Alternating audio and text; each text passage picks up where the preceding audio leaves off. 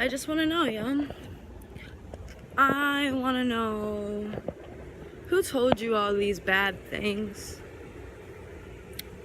Who told you all those things that you say about yourself over and over and over on repeat in your head? You know? I want to know who told you these things. I want to know if they literally told them to you, or if it was something that you formulated in your head. Was it an assumption that you made? Were you viewing the situation and justifying it without communicating it through? Did you create a world inside your head that wasn't even real? Do you think that people think things about you that, you know, might not even be true? They probably don't even think those things about you. You know, so I don't have to get too personal. A great example would be like, have you ever been out with your friends or family or whatever, wherever, and you're talking, right? It's a weird conversation, you know, and the person you're having the conversation with, or the person that is around you, keeps telling you to quiet down, people are looking. Like, quiet down, people are looking. In all reality, you know, guys, I don't think people really listen into your conversation as much as you think they do. I don't think people on a general basis honestly care that much what you're doing. I mean, unless you're being loud and making a skeptical of yourself and trying to draw attention. I'm talking about just having a normal conversation between you and whoever you're having it with, you know, and that person really, like, gets really weirded out and is like, yo, like, shh, and they start to say, like, people are watching, and you look up and no one's watching. You know, it's easy to trick your brain of seeing things.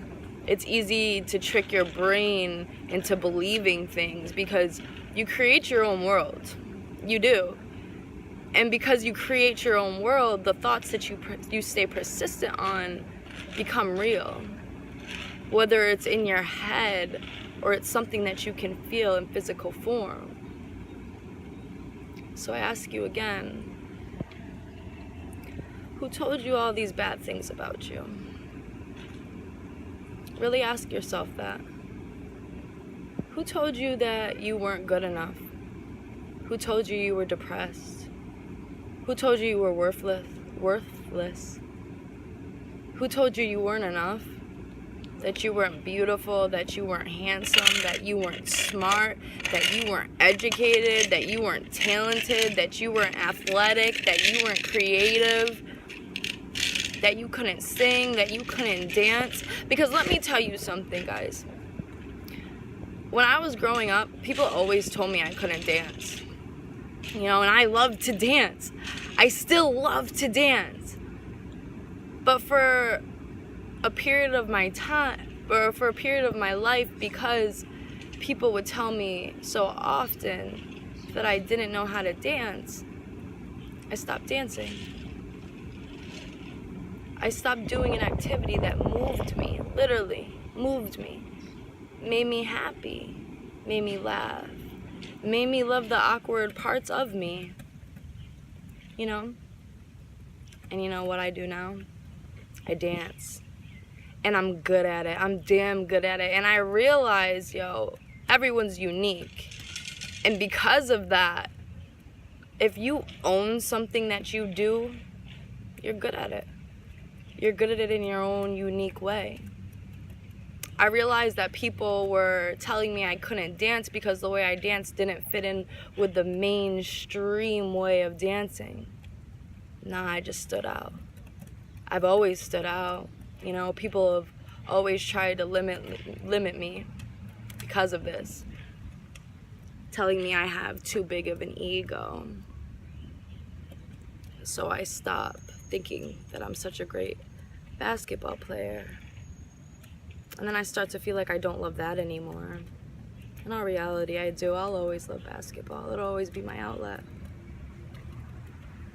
But you see, we alter our worlds and the way that we think about ourselves, or the way we think people think about us.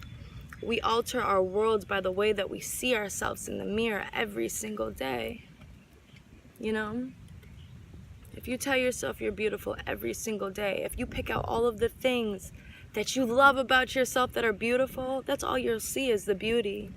But if you focus every day on the things that you don't like about yourself, you'll never see the beauty. You're only going to see the flaws. And then you create this world that you're not pretty or handsome. But like I said, everyone's unique. That's soul deep. You own the way you look. That makes you beautiful. That makes you handsome. You create these worlds, you know. You allow them to keep limiting you. Because you know what happens when you think that you're not handsome or beautiful? Then you start to feel like you're not good enough.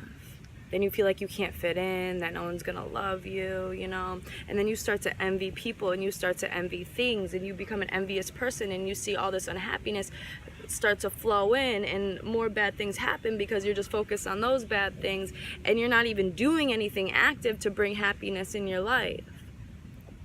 See how it all correlates, guys? I've been telling you to be aware. I'm gonna slowly give you the keys. I have no answers for you. Because remember, I have all of this knowledge, but yeah, I still know nothing at all myself. All I have are the keys. You make what you want of it. One love. My travelers, my seekers, my wanderers, my lost ones, and my aliens. I love you all. Thank you for being a part of this journey with me. Thank you for all of the people who listen to everything I post. Thank you for the people who reach out to me. Thank you for all of you, because without all of you guys, I wouldn't even be as far on this journey as I am. So I'm just so grateful. Thank you for tuning in to another episode of Manipulating the Mind, or the Matrix Mind. Episode 3. Stay tuned for episode 4. It's coming soon. One love.